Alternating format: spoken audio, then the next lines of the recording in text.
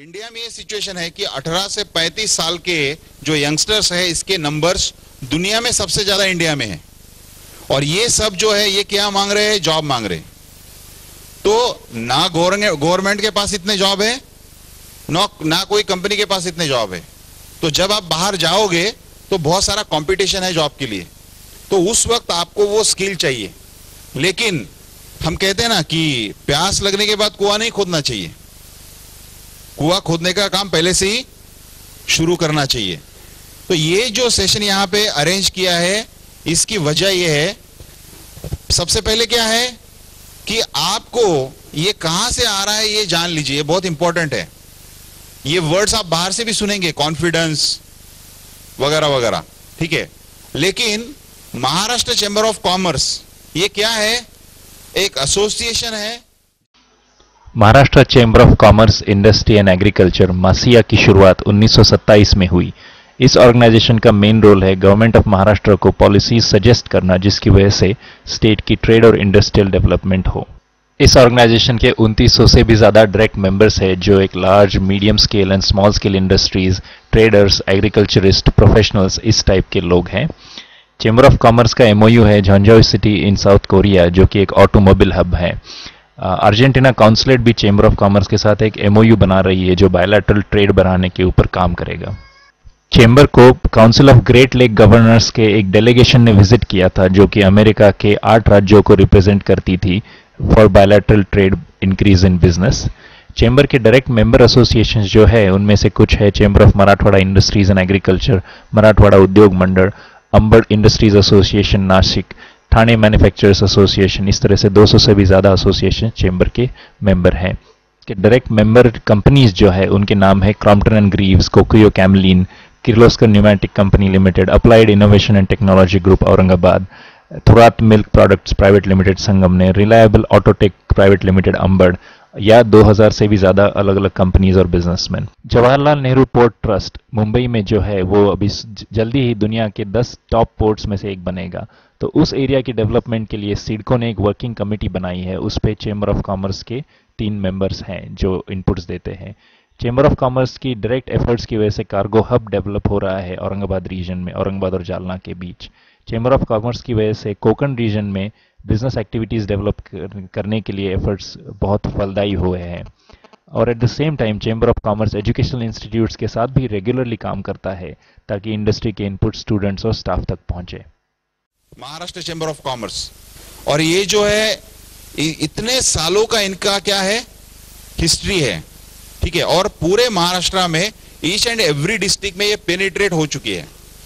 तो आप मुझे बताइए, आप जिनके पास जॉब मांगने जाने वाले हो उन्हीं लोगों का ये क्या है, एसोसिएशन है। उन्हीं बिजनेसमैन का क्या है, ये एसोसिएशन है।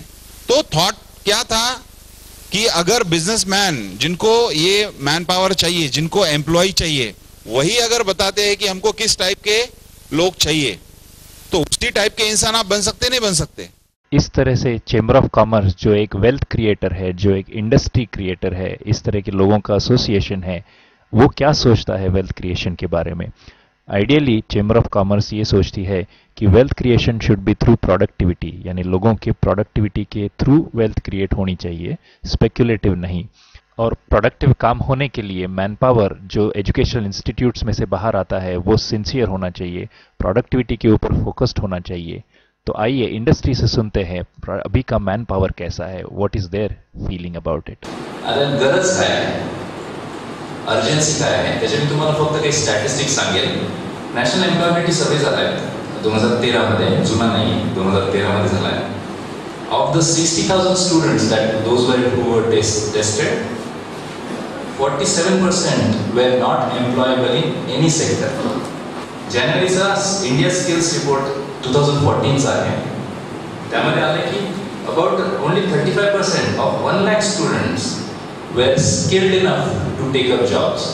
1 लाख मोठा नंबर आहे ना, त्यातनं अंदाज येऊ शकतो आपल्याला की काय सिच्युएशन आहे। आणि those with humanities degrees fared worse, 20% पेक्षा कमी ह्युमॅनिटीज डिग्री मधले एम्प्लॉयबल होण्यासारखे आहेत। CIIचा सर्वे झाला किंवा त्यांनी तो पब्लिश केला, एका ह्युमन रिसोर्स कंपनी सोबत त्यांनी केला, CII confederation of Indian industries, सगळ्यात टॉपच्या मोठमोठ्या कंपन्या ज्या आहेत त्यांची एक असोसिएशन आहे, इन्फोसिस किंवा महिंद्रा.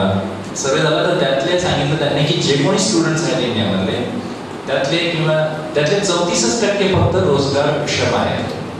वर्ड होता रोजगारक्षम, फक्त 34%.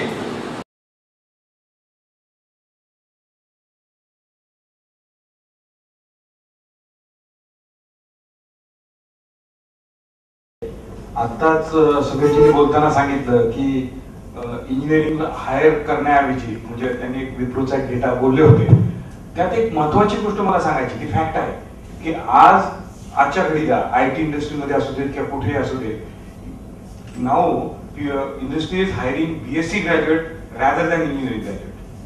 हा एक क्वेश्चन आहे. यात सगळ्यात मोठी गोष्ट हीच आहे की ऍटिट्यूड. मी कोणीतरी इंजिनियर आहे, मी खूप काहीतरी शिक्षण केलेलं आहे, मी काहीतरी केलेलं आहे, असं ज्या इंजिनिअरिंग ग्रॅज्युएटच्या डोक्यात असतं ते बीएससी ग्रॅज्युएटच्या डोक्यात नाहीये. सॅलरी हा फॅक्टर तर आहे, पण आता फार जेनरिक झाले सर, माझं सर हे फार जेनरिक झाले की आता इंजिनिअरिंग ग्रॅज्युएटकडे कंपन्या इन्फोसिस, विप्रो, टीसीएस बोलत नाहीये. बीएससी ग्रॅज्युएटचं हायरिंग होत आहे पण इंजिनिअरिंग ग्रॅज्युएट्स होत नाही. Professional courses, very general stereotype people coming around as graduates. A BSc physics graduate even don't know a definition of density which has been taught to him at 8th class. So this is very ridiculous thing that we are doing to the education. Probably I am sorry, but this is the fact. So even I don't agree with you that they are stereotype IT clerks even.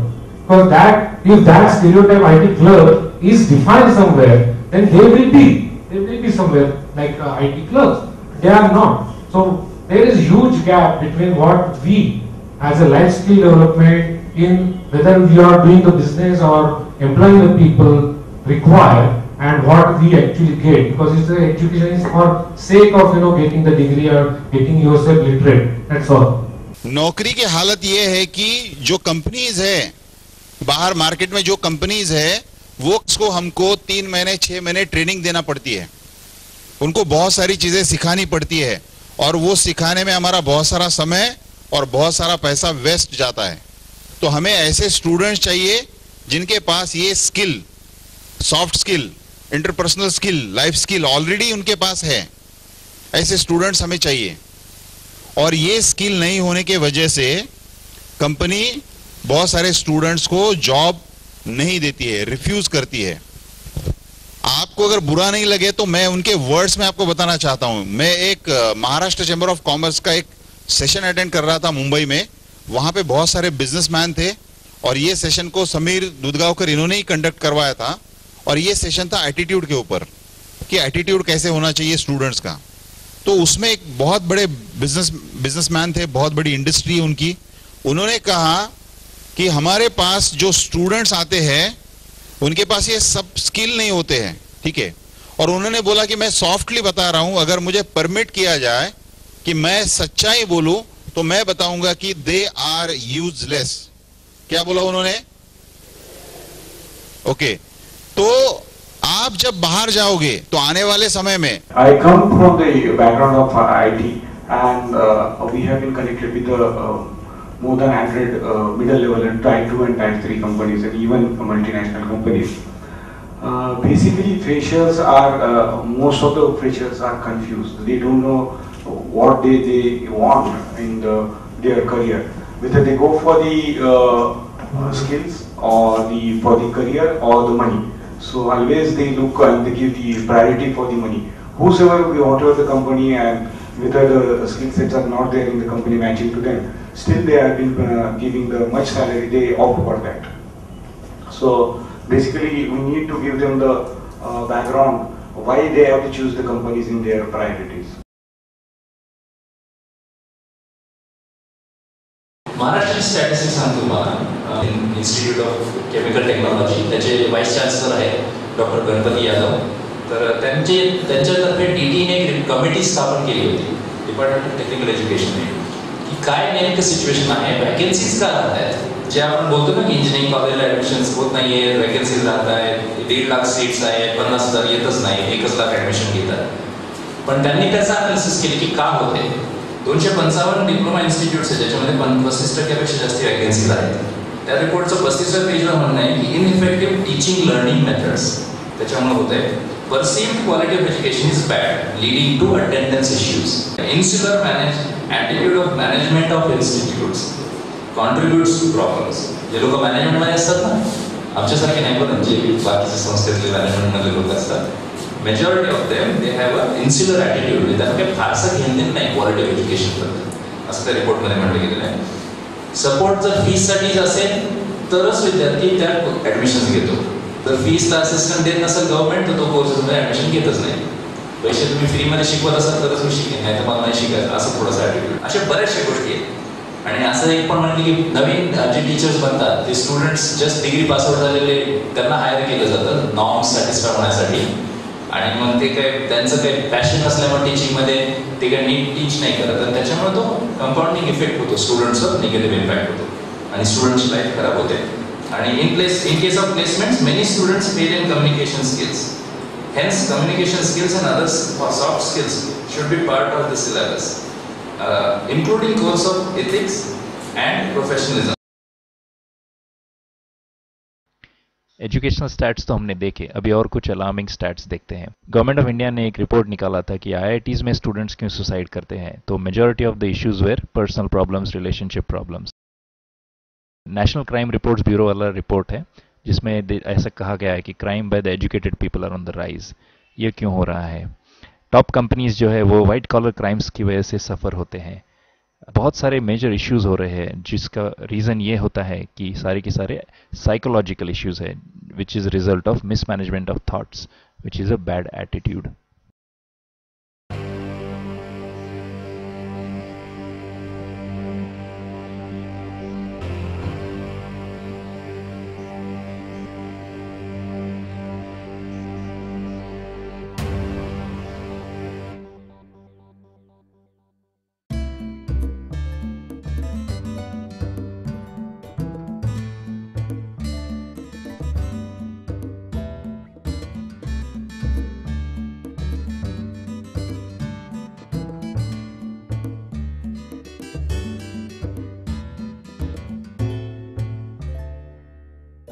हाँ, language important नहीं है, जो message है वो आप तक पहुंचना important है. ठीक है, अभी तक कुछ स्टूडेंट्स को ये पता चल गया होगा कि ये सेशन क्यों हो रहा है, इसमें क्या होने वाला है. ठीक है, it's all about your success. कितने स्टूडेंट्स को जिंदगी में सक्सेस बनना है. ओके, अभी कुछ स्टूडेंट है जिनको हाथ ऊपर उठाने की भी तकलीफ नहीं लेनी है. हेलो, अगर आपको जिंदगी में सफल बनना है तो किस चीज की जरूरत है, क्या आवश्यकता है, कौन सी चीजें आपके पास होनी चाहिए. अभी यहाँ पे आपको कुछ ऐसी चीजें बताई जा रही है. नॉर्मली ये देखा गया है कि स्टूडेंट्स ग्रेजुएशन कंप्लीट करने के बाद बहुत सारे स्टूडेंट्स हैं वो खुद का नहीं है, खुद का बिजनेस करने का, और मार्केट का नॉलेज भी नहीं है. ये सब चीजों के बावजूद आप बिजनेस नहीं कर सकते डायरेक्ट. तो स्टेप क्या है. स्टेप ये है कि पहले नौकरी करना है, कुछ साल तक नौकरी करना है. प्रॉब्लम वही से शुरू होता है कि जिंदगी में क्या चाहता है उसको पता नहीं होता है. एंड फिर उधर से he is pushed by his family and फिर वो जो नहीं चाहता है वो करना पड़ता है. फिर वहां भी सक्सेस होने के लिए जो नहीं चाहता है वो करना पड़ता है. And we see lot of frustrations coming. जैसे अभी महाजन साहब यहाँ है, टेक्निकल है, तो आई वुड लाइक टू से कि एक सिंपल क्वेश्चन है, एक सिंपल चीज है कि आपकी एजुकेशन जिंदगी में कहाँ काम में आता है. This is a very point, serious point I want to just stress. Why do you waste some energy of this youth in India to learn something that is not useful for his family, not useful for the nation, not his life? तो की महाराष्ट्राच्या इतर भागांपेक्षा मराठवाडा मागासलेला आहे, त्याची अनेक ऐतिहासिक कारणं आहेत. पण इतिहास जमा होऊन आता बराच काळ गेलेला आहे आणि तरी देखील ही परिस्थिती आहे. आणि त्याचं एक कारण मुख्य असं आहे की आपण आपला विकास व्हावा या दृष्टीने स्वतः प्रयत्न करण्याकरता अजूनही म्हणावे तसे क्रियाशील नाही आहोत. आपल्याला अजूनही असं वाटतं की सरकार किंवा इतर कोणीतरी येऊन आपला विकास करेल. मराठवाड्याच्या विद्यार्थ्यांनी आपला विकास आपल्यालाच करायचा आहे हे स्वीकारायला पाहिजे आणि मग आपला विकास कशात न करता येईल याचा अभ्यास करायला पाहिजे. मराठवाड्यात रिसोर्सेसची कमी नाही आहे. परभणी जिल्ह्याचा विचार केला तर ॲग्रिकल्चर इतकं चांगलं आहे इथलं की या ॲग्रिकल्चरच्या माध्यमातून विविध उद्योग उभे राहून इथे विकासाच्या अनेक संधी निर्माण होऊ शकतात. फक्त त्या दृष्टीने आपण विचार करायला पाहिजे आणि तसं आपलं आचरण असलं पाहिजे. हे जर विद्यार्थ्यांनी केलं तर मराठवाडा विकासात कुठे कमी पडेल असं मला वाटत नाही. जागतिकीकरणाच्या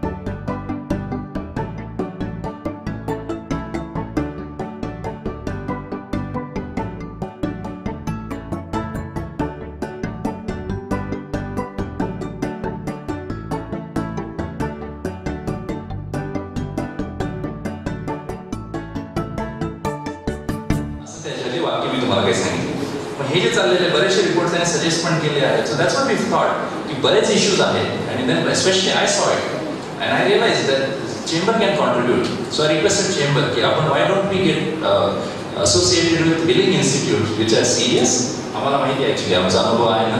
तुम्हाला जे सिरियस आहेत त्यांच्यासोबत वेळ बिलिंग. बाकी नाही तर काहीतरी असोसिएट व्हायचं काही काम होणार नसेल तर कोणाला interested. Problems that you enlisted, they are definitely there. Skills are required, but skills without attitude are useless. Skills without attitude are useless.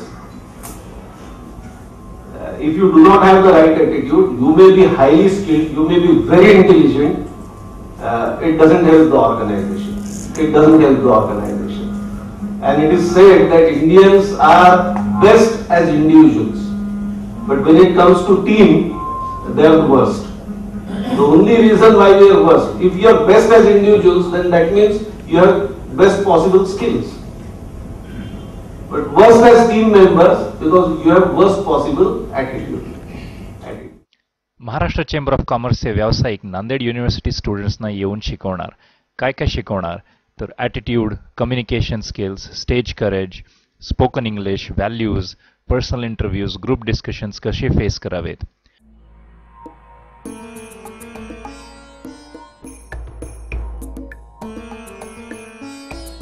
कसे शिकवणार तर वेगवेगळ्या ॲक्टिव्हिटीजच्या थ्रू, वेगवेगळ्या मीडियाच्या यूजच्या थ्रू, फनी एलिमेंट्स असतील, इन्स्पिरेशनल मेथड्स असतील, या पद्धतीने एक सॉफ्ट स्किल्समध्ये एक्सपर्टीज बनवणार नांदेड युनिव्हर्सिटीच्या स्टुडंट्सकरिता.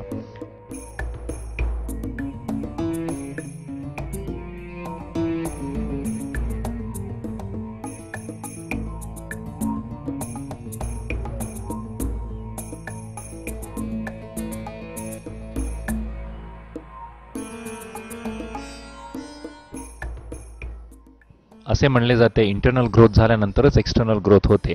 यामुळेच नांदेड युनिव्हर्सिटीच्या या सॉफ्ट स्किल्स प्रोग्राममधनं विद्यार्थ्यांची इंटरनल ग्रोथ होणार.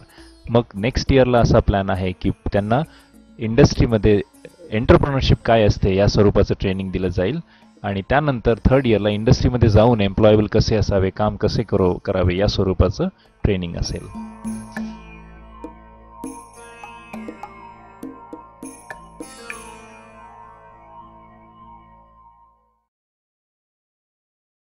They don't like us, we don't like them. They don't like us, we don't like them. They don't like us, we don't like them. Don't you tell them where you from, man.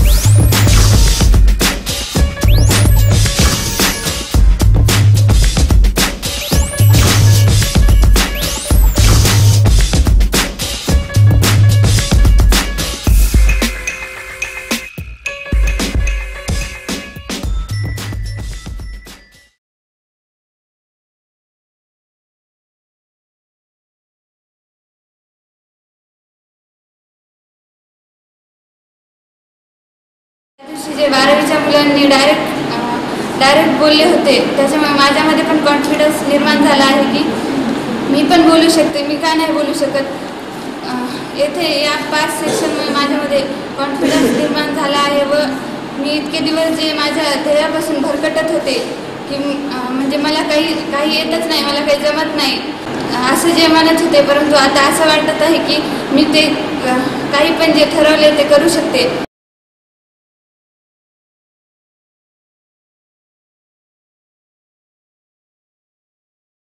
कार्य केला आणि आमच्यामध्ये खरंच ध्येय म्हणजेच उच्च ध्येय कसे गाठायचे मला अगोदर तर माहिती होतं ध्येय म्हणजे काय. ध्येय म्हणजे माणसाची एक शेवटपर्यंत म्हणजेच शेवटपर्यंत माणसाला आयुष्य संपण्याच्या वेळेस काय हवं असतं त्यालाच ध्येय असे म्हणतात. म्हणजेच तुम्ही एक असा ध्येय निवडा जेणेकरून आपल्याकडे लोक अट्रॅक्ट होतील, म्हणजेच आपल्यावर प्रेमही करता आणि ते आपल्यावर श्रद्धाही ठेवावी अशा प्रकारची